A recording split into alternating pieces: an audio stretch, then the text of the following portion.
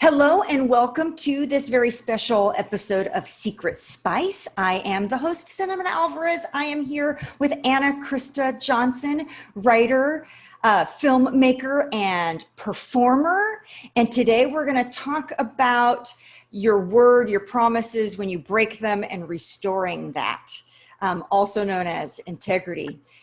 So Ana, thanks for doing this on the fly, not prepared or anything. And really, let's just tell the audience right away, it's because, believe it or not, Cinnamon is struggling with this. I am struggling. Like how I talk to myself in third person, it makes it ease it a little bit. I've been dealing with so heavy of a workload. It seems like in our calls that we create, in my lists, there's so much left undone that now that's running in the background and making me, I have this experience that I don't want to make promises because I don't even trust myself anymore. So coach me. Okay, great. Today, the world, coach the world. All right, well, here's where I would start. First of all, the myth is that people have integrity, like it's an object. We kind of talk about it like that person has integrity or that person doesn't. And the person who doesn't, it's like, they're a bad person. That's not integrity. Integrity is not something you can have and hold on to. And right. It is, I've heard it described as the mountain with no top, right? So you're always going to have things, they're in integrity until they're not. It's like balance on a bicycle. You're balancing until you're not. So the idea is that you're probably going to be out of integrity if you're playing a big enough game. If everything on your plate is always handled, you might be playing small in the world. So that's the first thing. And then because people have it like integrity is this object that we like, you have integrity and that it's fixed, when something, they haven't kept their word about something, or they have these to-dos that didn't get completed, or they were supposed to call someone last week and they didn't manage it, we make ourselves wrong. Right. And the second you start making yourself wrong, it's some youthful relationship to, I should be a certain way. Right.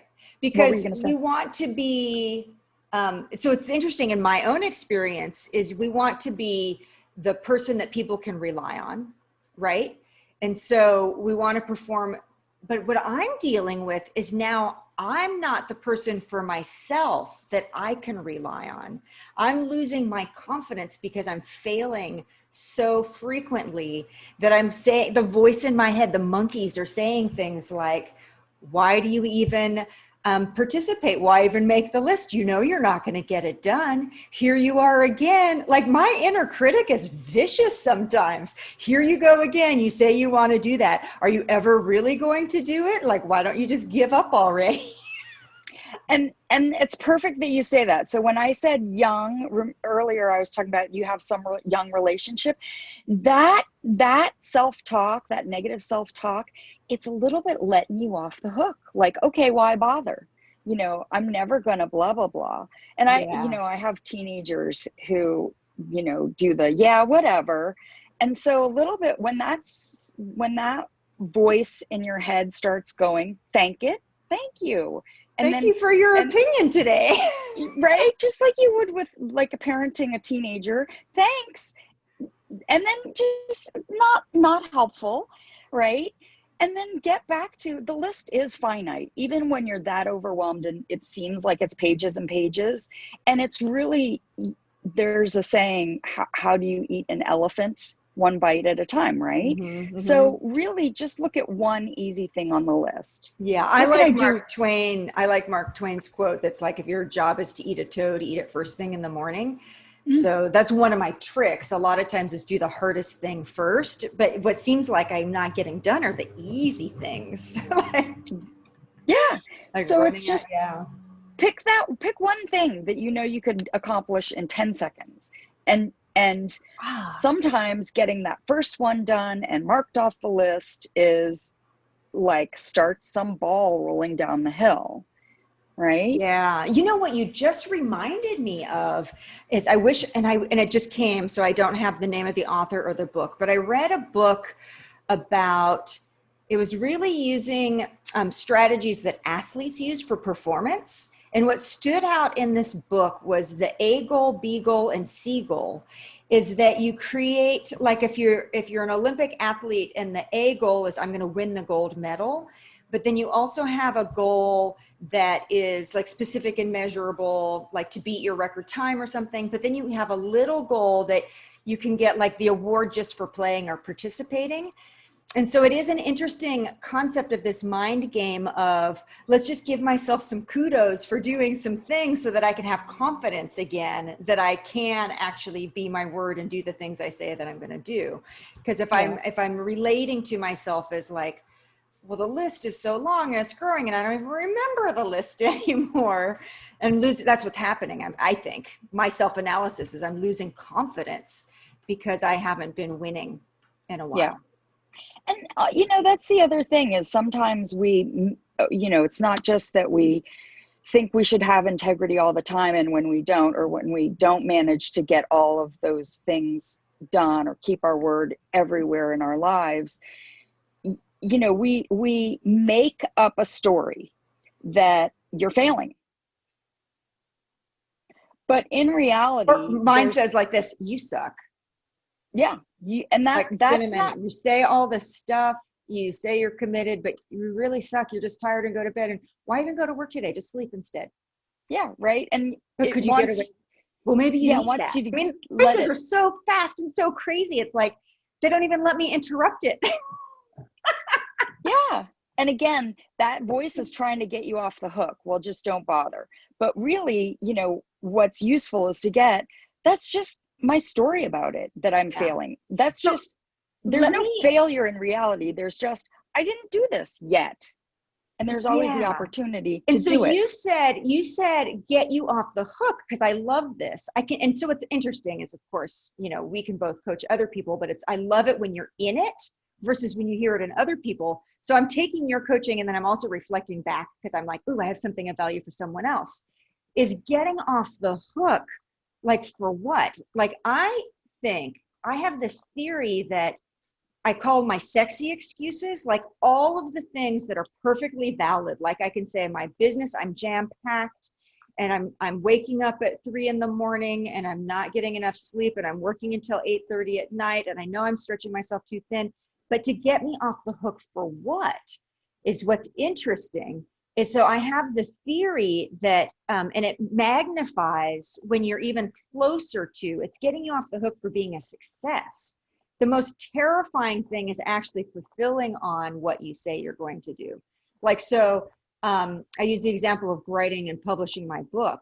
The last chapter was grueling, so challenging, took me 3 months, and everything in the world happened to me, from a fire and getting rear-ended on the freeway, and like real life circumstances that make you just want to quit, right? Or like, yeah, sometimes you daydream about like, well, in fact, I was reading a book about stress and how often we wish something.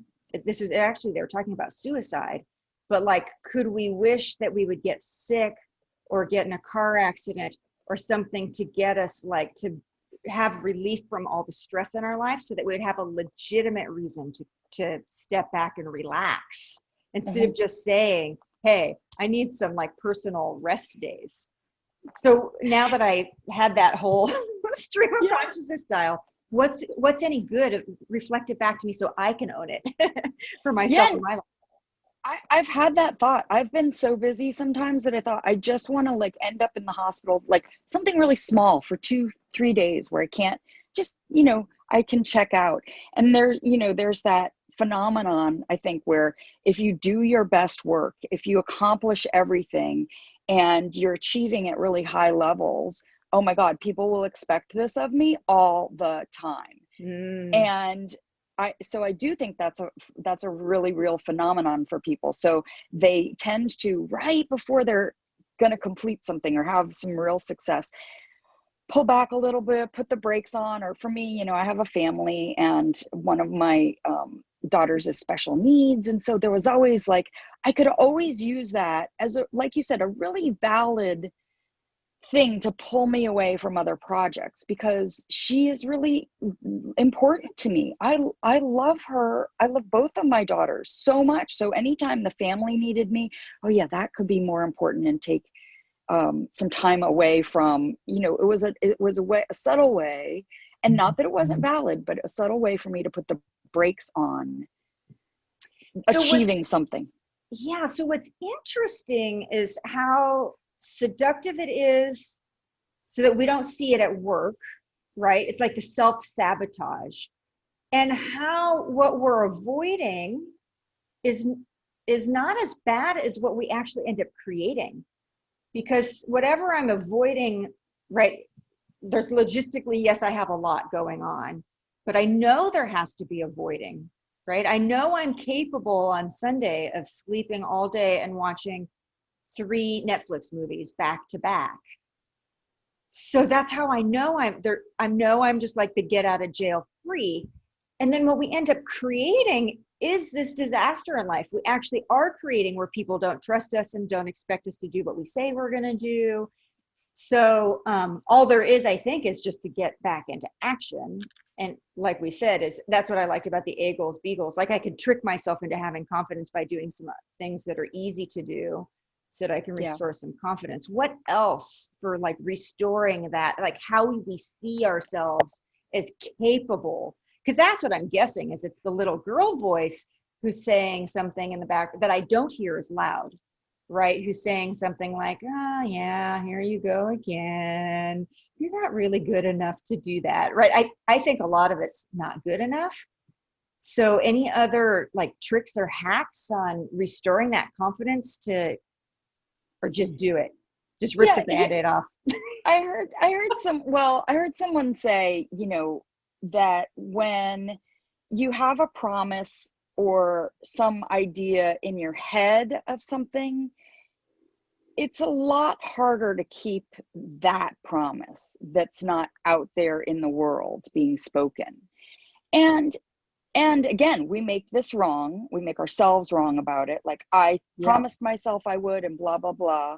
And just like gravity, it doesn't mean anything, but what we know about making and keeping promises is if you have someone who's listening for you achieving that, it makes a huge difference. Outward accountability. Yeah. So if you have a buddy that's an accountability partner, you know, someone, you want to pick someone who's up to things like you're up to things, whatever level you're up to things at, and who will not be too nice about it. They have to be a little bit like, hey, you promised me. What if you didn't do it? What's in the way? Perfect. You know? Yeah. So coincidentally, I'm not paying for coaching currently. And we do have, so what I did a good job, I can give myself credit, is I asked you to help me. Right? I'm not paying you, but I know that you're fully capable and skilled in everything else, and you're part of my daily structure. So I'm going to ask right now, Anna, if you can, I should ask Fatima, because she'll be really annoying if I ask her to be. Fatima, if you're out there and watching this. If you're out there and watching, well, and here's the other irony. We love you. So what I'm looking at for myself is what are the big things that are not done? And number one is launching these videos. I have, you know, a library building, and I'm overwhelmed by the intro and the outro and the technical and everything else, and it's just not getting it out there. So it's launching these is the big what I need to want to do, not the need, right? I don't have to. Nobody is going to torture me or hunt. Yeah. How do you create the sense of somebody holding the gun to your head when you know it's only because I say I want to? So this is a big one. I'm just gonna make it a confessional. I also have in the back of my mind eating away at me is I haven't done my payroll protection loan forgiveness stuff.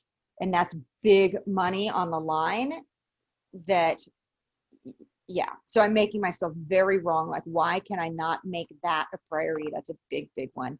So these are probably my 2 biggest ones. And if you saw me looking away from the camera, I'm writing them down. So The other Thank thing you. about it is if I'm listening to you for these things, this Post-it note, it's bright green, can't be missed. It will go on my laptop. I will see it every day. And so I know, ask Cinnamon about blah, blah, blah. And at some point you will get sick and tired of hearing me ask about it. And then you'll do something, even if it's just to say, well, I got this one little part done. But sometimes getting that ball rolling. And right? that has been happening in our generating calls, is that I've been reporting incomplete, and it's as though there's no accountability. It's almost as and I can see even for myself is, I used to, there was a point in time where I was writing down everything. If someone was forgetting, I was recreating it for everyone. And then it was as if I was the only one. So my promises got smaller and smaller and less significant because I don't have it that anybody's really holding me to account anyway. So now it's the exercise of, okay, these are the promises I make to myself, and I'm not holding myself accountable, and I'm making myself wrong for not doing it, and domino effect. Bam, bam, bam, bam. So, yeah. Okay, so like, do you see one action you could take on that payroll protection forgiveness paperwork that you can do today? Yeah. So one of my favorite things to do, because it's a big project, so what I'm going to promise is I'm going to set the time and I'm going to allocate at least 20 minutes. I'm going to do 20 minutes to the loan, and I'm going to do 20 minutes of YouTube video, who knows what. And those seem small. So there are in context of completing, right? And this is where I fail too, is that the SMART goal is specific, measurable. So you say, I'm going to do, so my favorite goal I created was I'm going to get married within a year, and it was March 15th. So, but when I create my own goals and I create dates, like I'm going to launch, well, I have a very good external motivator that I have to get it done because I'm part of a business summit in October. So YouTube has to be live. I'm going to say by Monday morning, Sunday night, before I go to bed. YouTube has to be live by Sunday. And then for the loan, I'm going to see what the actual deadline is, because that'll also be that external. It's not just my own deadline, but I need to find out what the real deadline is. So I will know what the deadline is today, real deadline. Okay. And I will have my list of all the materials to get it complete today. And I'm going to work on it 20 minutes each. Nice. And I love it. The 20 minutes is really, it's a nice chunk.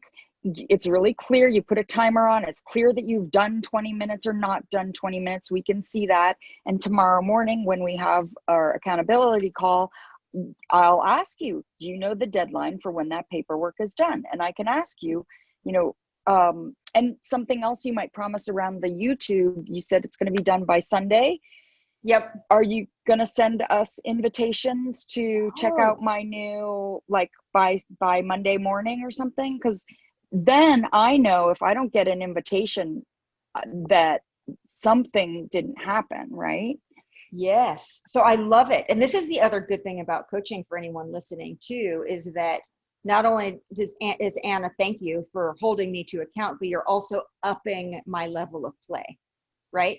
So yes, send invitations, and specifically to Fatima, who's my most annoying friend. She's the biggest stan. She's the biggest for you. Stan, cheerleader, community builder, like so amazing. Pain in the but nudge, I know she won't let me off. Nudge. Pain in the tushy. Yep. So so if I just say send invitation and promise to Fatima, I just upped my game.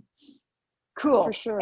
And so my challenge to anyone else watching to make this efficient, and thank you, Anna, for your time, is the cinnamon challenge, we call it, because I want it to be as bad as imagining putting a spoonful of cinnamon in your mouth and almost choking on it. So make a promise, get someone for outside external accountability to help you restore some integrity and finish on something that you have said, the voice in your head that you said you've been wanting to do, so that you can actually fulfill on that. And then double dare, right? And Anna, you can up it too, but post below what you promised to do in our comments here. Any other way for them to make it better? Juicier, the bonus challenge? Well, what's great is if you post a promise in the comments below, tell us when it will be complete by, and then a follow-up post saying done. Yeah, and or how we can find you to come and nudge you and make sure you're getting it done. Awesome. Absolutely. Thank you so much for on the fly taking time out of your day. Love you so much. Aw. Love you too. I'm all in my workout gear because I have a word to myself and to my health to go, take care of that. So I'm gonna keep my integrity. Awesome. Thank you so much. Have a great day. You too. Bye. Bye.